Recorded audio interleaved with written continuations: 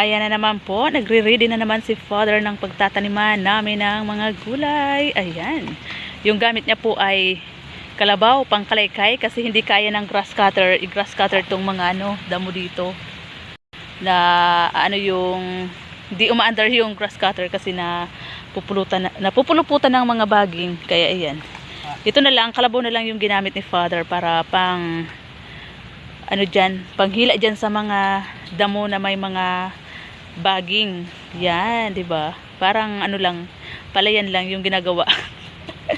So yan po kasi naman kami dito, tatanim naman kami dito ng mga gulay. Ayan oh.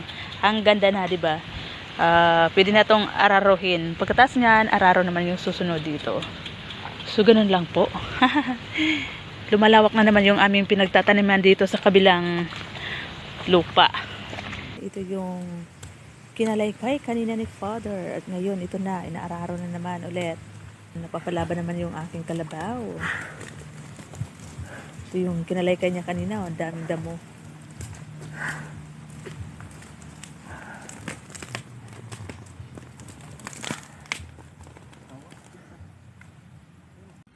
So ayan na nga po, hindi pwedeng kami ay hindi mag-extra, mag-araro dahil ayan, kailangan namin guys, 'di ba?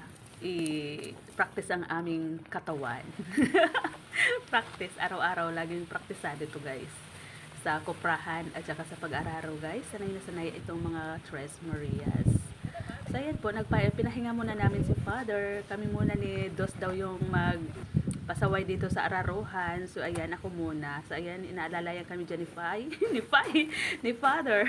Tinitignan kung tama yung pagpapadaan namin sa araro. Pero ako, sure na sure ako sa akin. Pag-aararo guys na bihasa ba? Bihasa. Tingnan natin mamaya si Cocinera Hardenera kung ano yung kinalabasan ng kanyang pag-aararo. Sa abangan nyo yan guys. Tapos, yung aking cameraman dyan, sabi ko, hawakan niya kasi natutumba yung aking stand. Yun pala, sumusunod sa akin si Father habang nagbibidyo. Naku po. kaya tingnan nyo naman yung yung kuha ng video. 'Di ba? Parang sabi ko sa kanya, hawakan niya, doon lang siya sa unahan, so matatanaw lang ako. Yun pala, hindi ko namalaya na nasa likod ko pala, panay din yung sunod. Kaya naman, tignan nyo naman yung yung camera, di ba? Parang may tumatakbo dyan. Wow. Pasensya na. Tatawa talaga ako dito sa kuha ni Father. So ayan na po, si Dos.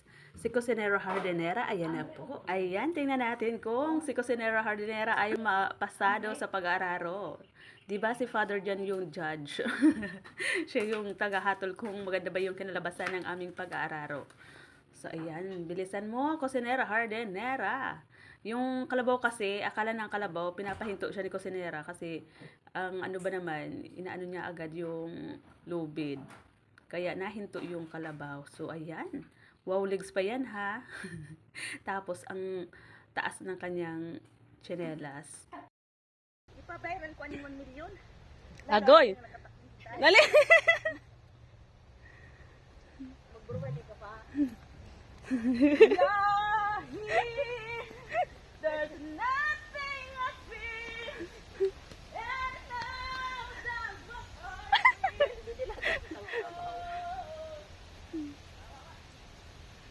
I Ayan, inulit ni Father yung inararo ni Cocinera Hardenera. Kasi may mga lagpas guys. Buti na lang ako, maganda yung aking pagkakaararo kasi master to guys. Ayan si Father, di ba? Oha. So ayan, di ba? Malawak-lawak na naman yung aming pagtataniman dito ng mga gulay o kahit ano. Tatanim kami dito ng pinya. Pineapple. Yan yung master talaga si Father, Bilis pa, Good morning, mga ka-Tres Marias. Good morning, guys. Yan po, welcome sa aming YouTube channel, Tres Marias Farm. Duty na naman namin ngayong umaga ay kami ay magtatanim ng pinya. Ayan po, galing yan doon sa kabilang lupa namin, doon sa aming bahay, sa Tres Marias Farm talaga namin na bahay kubo. Bahay kubo talaga. Yun. So doon po yan galing. Kinuha ko, pinagbubunot ko yan doon kasi sabi ko, walang tao doon. Walang magbabantay ng mga tanim-tanim doon. So ilipat namin dito sa aming bagong tirahan. So andun kahapon, ready na naman kami ng aming mga pagtaniman. Si Father nag-araro at kami ni Dos. So ayan po. So ito na naman yung aming duty ngayong umaga. Yung iba matagal na to kasi kinuha doon, parang nabubulok na. Ayan. Tapos dito sa kabila guys, ito yung ipinakita ko sa inyong mga itinanim namin na kamuti. Ayan. Diba, nakikipagsabayan na yung mga damo sa kamuti. Bilis lang guys. Tumubo ng mga damo. Yan po yung kaanuhan din naman ng mga nagtatanim kasi pagkatapos mo magtanim, talagang babantayan mo para hindi maperwisyo ng mga alagang hayop, mga bakang ano lang dyan, walang mga taling baka. Tapos yun nga, yung mga damo kailangan laging malinis. Ayan, papalaki-lakihin muna namin yung damo kasi pag ganyan ang hirap bunutin, napuputol, hindi nadadala lahat. Mas maganda yung medyo mataas-taas na kasi nahawakan mo talaga, nabubunot talaga. So ayan guys, dito na muna tayo. Hakutin ko muna to doon.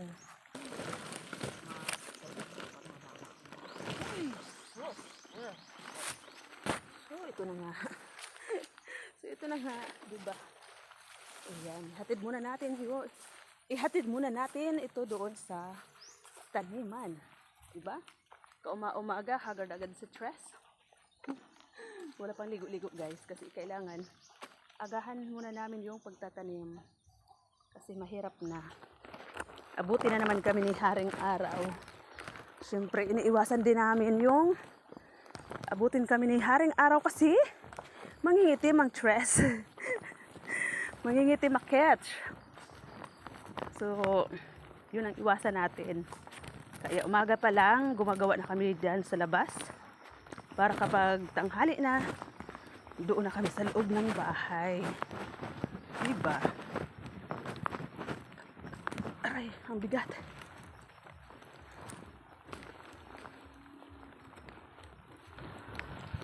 Ayan, nakaready na rin yung isa kong stand.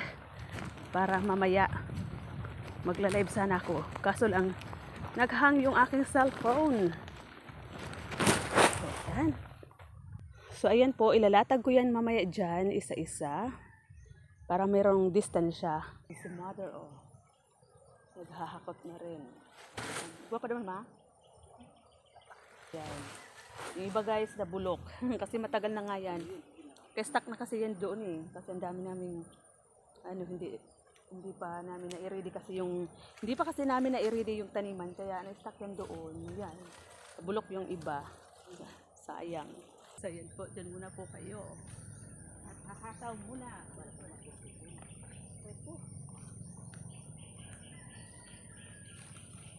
Ito yung inano namin kahapon nila Father. Inararo. Nararo ni Father, tapos nag-extra kami dito.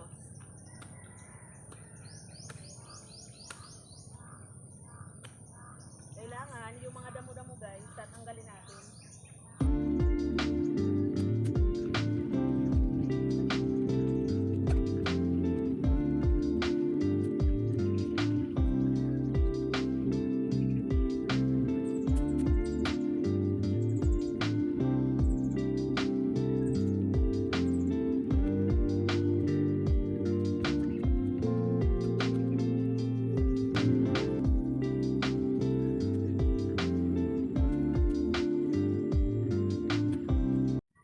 So, ito na nga po. Tapos na ako magtanim ng pinya, guys. Ayan na po yung aking itinanim na pinya. O, diba? Ayan. Ayan, ito lang po muna yung ating itinanim. Kasi, Yung iba nabulok. Kasi ang tagal na kasi namin yung kinuha doon sa kabilang bahay namin sa baba. Tapos ngayon lang ulit namin na itanim. Parang ang hindi pantay yung aking pagkakalinya. Dito parang ang laki, oh. Pagdating doon sa dulo parang kumipot na. Ayan mo na yan. So ayan po guys, abangan nyo po sa susunod kapag ito ay namunga na. Ayan, ipapakita na naman natin sa inyo kapag ito ay malalaki na at saka namunga na. Siguro mamumunga to mga after 2 years or 1 year. Di ko sure. Ayan, so ito po magaganda to. Kaya kapag ito lumago na, syempre, kasunod dyan, bunga na yung susunod. Diba? So ito maganda tong kasi talaga to, saha. Tawag kasi sa amin saha. So ayan, at saka dito po sa kabila ay magtatanim daw si mother ng gabi na naman. Maraming gabi. Ayan, galing na naman yan doon sa kabilang lupa namin. Ayan, itatanim to ni mother maya-maya. Siya naman yung magtatanim nito kasi ako itong pinya yung itinanim ko. Ayan, hindi pa ako nag-almusal niyan. So, ayan, pagkagising sa umaga, ito na naman yung ginawa ni Tres. Diba? Araw-araw may gawa, guys. Kahapon, katatapos lang namin magkupras. Tapos ngayon, ito na naman. Always productive ang araw ng Tres Marias. Araw-araw, busy. Araw-araw may ginagawa. Diba? Huwag kasi nating sayangin yung lupa hanggang meron tayong pananim at may pagtataniman. Yun, tanim lang tayo ng tanim, guys. Dito pinag-iisipan ko kung anong tanim namin dito. Siguro yung talong. Kaya lang hindi pa napupunla. Medyo matagal-tagal pa yun. O di kaya naman mais, sana yung maganda dito. Mais. At saka doon sa kabila, doon sa may bahay, mayroon akong tanim dyan ng mga, pechay. Dito sana, pwede rin dito ang pechay. So, ayun guys, thank you so much po for watching. Again po, maraming salamat sa lahat po na nagsusupport sa akin.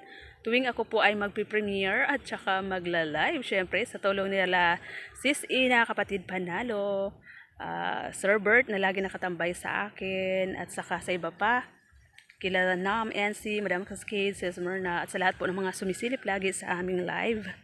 Maraming salamat po sa inyo. Thank you so much po for watching, guys.